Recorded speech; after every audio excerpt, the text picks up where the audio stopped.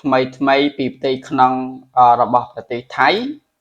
ការប្រយុទ្ធគ្នារវាងប្រទេសកម្ពុជាហើយនិងប្រទេសថៃលើកទី2ចាប់ពីថ្ងៃទី7 ខែធ្នូដល់ថ្ងៃទី12ឃើញថាក្នុងរយៈពេលប្រយុទ្ធ5ថ្ងៃហ្នឹងទាហានថៃស្លាប់និងរបួសច្រើនអ្នកពីចូលឈ្លានពានកម្ពុជាចំនួនទាហានថៃស្លាប់មានជិតដល់ទៅ1000នាក់និងរងរបួសជាង2000នាក់ពេលកម្ពុជាវិបកខ្លាំងកាលពីថ្ងៃទី11 ខែធ្នូឆ្នាំ2025សពរបស់យោធាថៃចូលក្នុង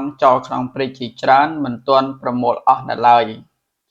បើតាមប្រភពព័ត៌មានកងទ័ពកម្ពុជាថ្ងៃទី7ហ្នឹងគឺទាហានថៃស្លាប់300នាក់នៅក្នុងម៉ោង11ម៉ោង12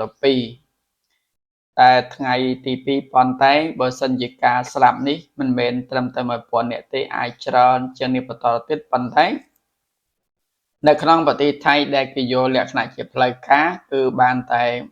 1000នាក់ទេប៉ុន្តែវាអាចស្លាប់ច្រើនជាងនេះបន្តទៅទៀតពីព្រោះកញ្ច្រែង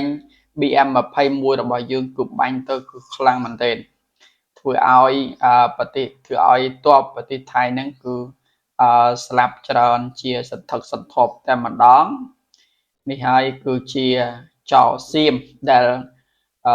ចូលចិត្តសង្គ្រាមនៅក្នុងការវាយប្រហារហើយចូលចិត្តយកដៃគេ